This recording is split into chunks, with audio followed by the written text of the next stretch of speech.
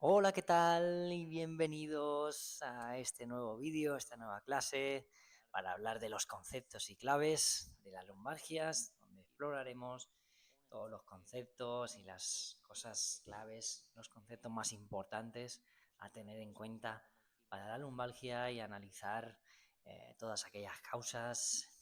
que determinan y llevan hasta este caso tan común en consulta, ¿no? Lo primero que tenemos que hablar es qué es, ¿no? Definir en sí qué es una lumbalgia. Una lumbalgia, como el propio nombre indica, es un dolor lumbar. Por definición, lumbalgia quiere decir dolor en la región lumbar. Esta puede ser, se clasifica entre aguda o crónica, ¿vale? Aguda es cuando es algo reciente, es un dolor invalidante que lleva pues horas o pocos días, y crónica pues es cuando ya se ha repetido, cuando ya viene dentro de un proceso en el que se suele repetir o lleva mucho, ya varias semanas o meses sin resolverse. El tipo de dolor puede ir desde leve, molestia, hasta muy intenso, invalidante, y el dolor puede irradiarse a las piernas por su relación con los miotomas, por su relación de los nervios de la región lumbar, que son los nervios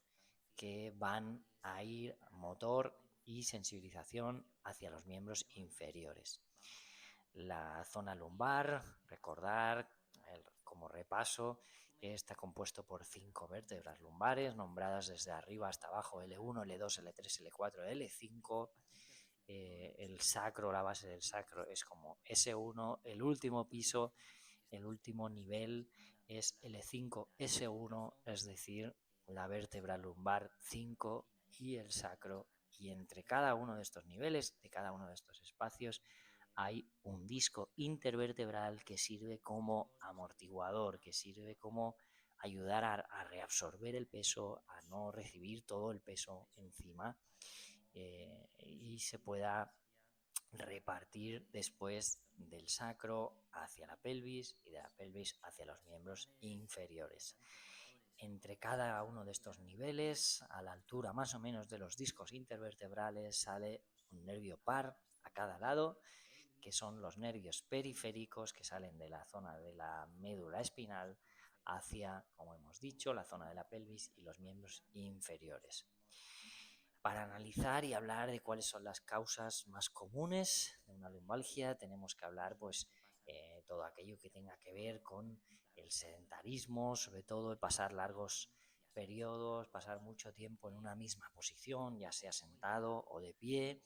o realizando un mismo gesto, una misma mecánica, es decir, tener malas posturas o malos hábitos mecánicos, ya sea en el trabajo o ya sea en casa o en nuestra vida cotidiana, nuestra vida habitual en el día a día, ¿no? También pues aquellos golpes, traumatismos, sobrecargas que podamos tener directamente, que afecten directamente y sean pues relacionados con esta zona. Estos se clasifican en que deben ser fácilmente reconocibles en un momento determinado, es decir, se produce un estrés agudo, una lesión aguda en un momento determinado, y también tener en cuenta pues que el estrés agudo, el estrés emocional, las emociones, el miedo, la incertidumbre, las preocupaciones en exceso, afectan también bastante a esta zona de la lumbar, y debemos de tener también en cuenta estos tres grandes factores que tenemos aquí clasificados, porque las causas de una lumbalgia suelen estar relacionadas con estas tres determinantes, con estas tres, y normalmente si solo tratamos una sola cosa, es decir, pues el golpe, la inflamación, el estrés, la parte emocional, la parte somática o la musculatura, solamente una de ellas, es difícil tener resultados a medio o largo plazo, ¿no? ¿Por qué es tan común casos de lumbalgia, ¿no? Dicen las estadísticas que más del 90% de la población ha padecido alguna vez lumbalgia, padece o padecerá, ¿no? Con lo cual, pues todo el mundo, ¿no? Entonces, esto se debe pues a estos tres grandes factores que ya hemos comentado antes y de los que están relacionados, pero sobre todo pues al sedentarismo, la poca actividad física, problemas digestivos. Sabemos la relación del aparato digestivo con la zona lumbar por su cercanía, por su relación mecánica. El diafragma, la respiración, pasar mucho tiempo en hipotonía del abdomen, es decir, mucho tiempo sentados, el estrés, ¿no?, que también puede afectar a una rigidez de la musculatura de la zona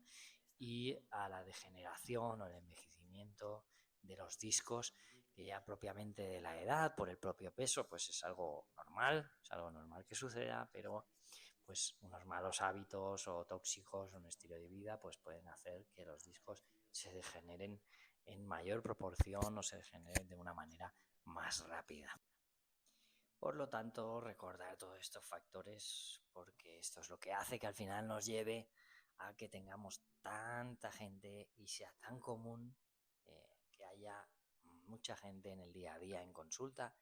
es decir, sea uno de los casos, si no el caso que más acude al médico de cabecera e incluso al quiromasajista o terapeuta manual en general,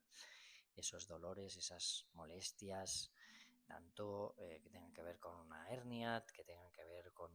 una descompensación muscular o algo relacionado. Para seguir con este tema tenemos que nombrar pues como causas, como sintomatología relacionada con esta zona lumbar, como es la ciática, la ciatalgia, la pseudociatalgia, que son diferentes nombres que se le da al tipo de sintomatología, la zona donde afecta, si afecta más o en mayor medida en solo una zona, desde arriba, desde abajo, pero en definitiva tenemos que quedarnos con que el nervio ciático, que es el nervio más grueso en proporción del cuerpo, eh, es la raíz nerviosa que sale de la zona lumbar baja y va a irradiar, a sensibilizar y la información motora de los miembros inferiores, ¿no? Con lo cual un problema mecánico en esta zona, ya sea en su raíz, en las vértebras o por los músculos que pasa, pueda estar comprimiendo a este nervio, pues afectando en forma de hormigueo, pérdida de fuerza, pérdida de sensibilidad a lo largo de su recorrido, ya sea en todo su recorrido o en una parte del mismo, ¿no? Con lo cual, pues hay que tener en cuenta estos factores cuando viene una persona con lumbalgia, si lo podemos asociar a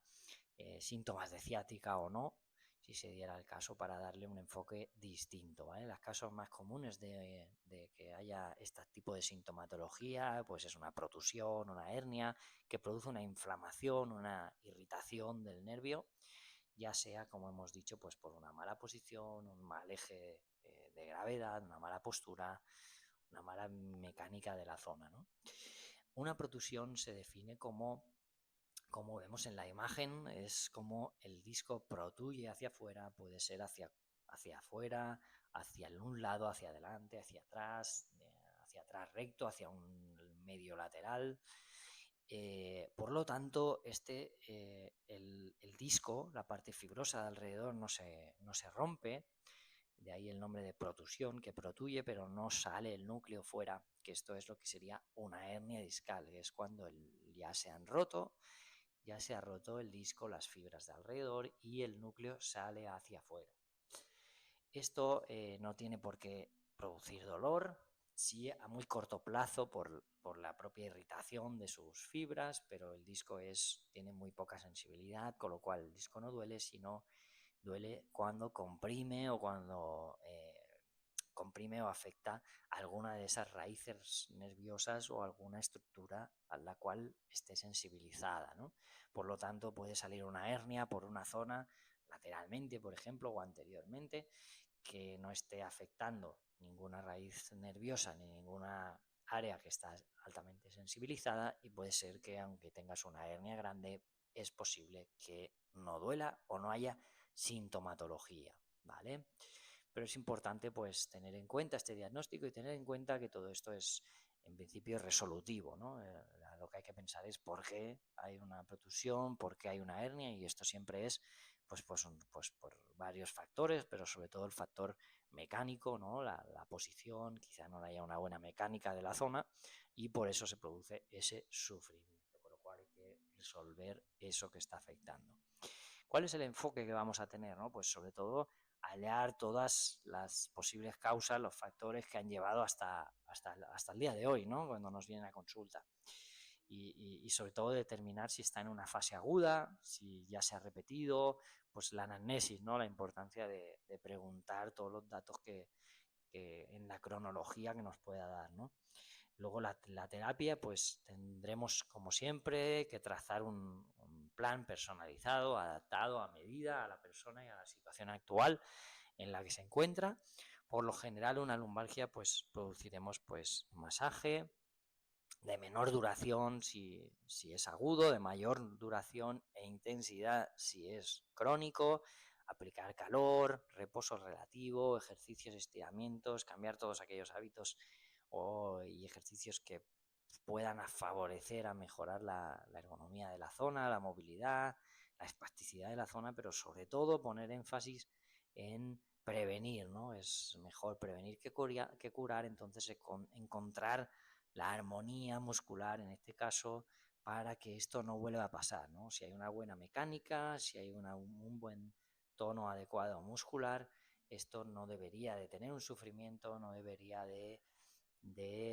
tener sintomatología, porque el cuerpo y la posición tanto de la columna como de la musculatura que rodea la zona lumbar debería de ser capaz de adaptarse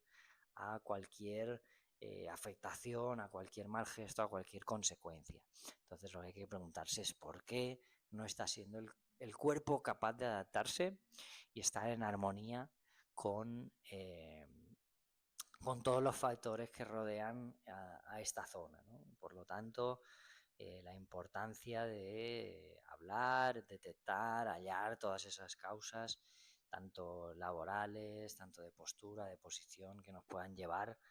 a tener un trabajo más resolutivo. Ok.